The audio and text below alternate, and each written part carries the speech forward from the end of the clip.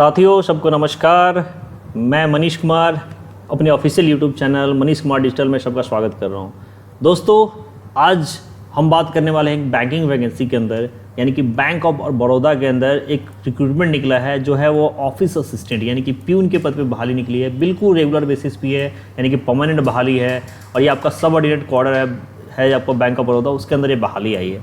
ठीक है, बिल्कुल लेटेस्ट बहाली आप देख पा रहे होंगे। इसका ऑनलाइन रजिस्ट्रेशन शुरू हुआ है 3 मई 2025 से, ऑलरेडी चालू है और इसका लास्ट डेट होने वाला है आपका 23/5/2025, यानी कि 23 मई 2025 तक एप्लीकेशन और पेमेंट दोनों का ड्यू डेट है।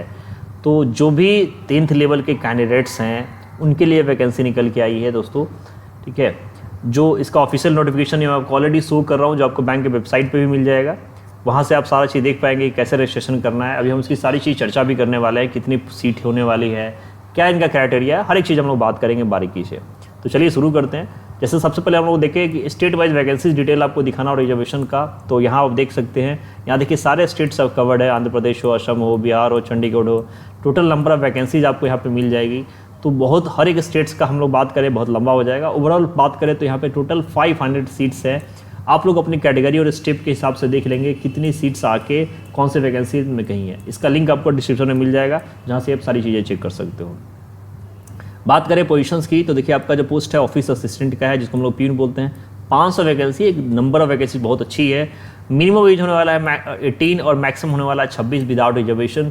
सिर्फ 10th पास कैंडिडेट्स, यानी कि जो एसएससी या मैट्रिकुलेशन है वो आपको फील कर सकते हैं। और साथ में आपको लोकल लैंग्वेज का ज्ञान होना चाहिए, यानी कि जिस स्टेट से बिलोंग करते हो, जिस यूटी से आप लोग आते हो, वहाँ के लोकल लोगों का प्रेफरेंस इसमें मिलेगा। ये जो आपको एज है विदाउट रिलैक्सेशन है। जो आपका रूल्स होता है बैंकिंग का या सेंट्रल गवर्नमेंट का, ओबीसी के लिए 3 साल, एससी एसटी के लिए 5 साल, पीडब्ल्यूबीडी के लिए 10 साल, उस स्टेट्स के लिए वो आपको मिलेगा यहाँ भी। तो उसके लिए हेडेक नहीं है। रोल और रिस्पॉन्सिबिलिटी जो एक ऑफिस असिस्टेंट की होती है वो यहाँ पे भी होगा। सारा नॉर्मल रूटीन और ड्यूटी जो एक रूटीन होती है सबऑर्डिनेट स्टाफ कैडर की परफॉर्मेंस की, वो चीज़ आपको यहाँ पे मिलने वाली है। Any other work assign from time to time, यानी कि जो और भी कुछ वर्क असाइन किए जाते हैं जो ऑफिस असिस्टेंट के हो सकते हैं, वो आपको करना होगा। स्केल ऑफ पे की बात कर ले, 19,500 का पे स्केल है।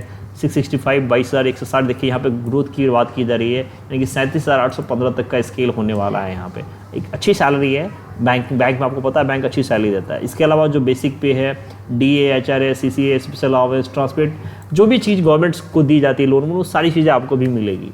तो सारी चीज़ परमानेंट है, हर चीज़ वैकेंसीज में सारी चीज़ क्लियर होनी चाहिए। एलिजिबिलिटी की बात कर ले तो सबसे पहले क्या है, सबसे पहले आपकी नेशनलिटी सिटीजनशिप एक इंडियन होना चाहिए, है ना। और अगर आप यूटी के अंदर कुछ देश की चर्चा की, जैसे पाकिस्तान, श्रीलंका, ईस्ट अफ्रीकन, ये सब आप देख लेंगे तो वो NCR है तो आप नहीं कर सकते। इसके अलावा 5/2025 के हिसाब से कैलकुलेट किया गया, मिनिमम 18 और मैक्सिमम 26। इसके अलावा यानी कि आप 1/5/1999 से पहले आपका बर्थ नहीं होना चाहिए। 2007 इसका लास्ट डेट है।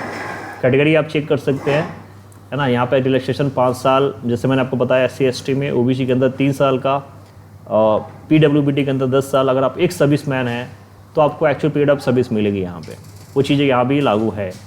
एजुकेशनल क्वालिफिकेशन की बात करें फ्रेंड्स, तो आपका सिंपल 10th बेसिस पे SC SC यानी कि मैट्रिकुलेशन पास होना चाहिए, नथिंग एल्स। इसके अलावा कोई चीज़ नहीं है। और साथ में लोकल लैंग्वेज का प्रेफरेंस होना चाहिए, जो हम लोग पहले भी बात कर चुके हैं।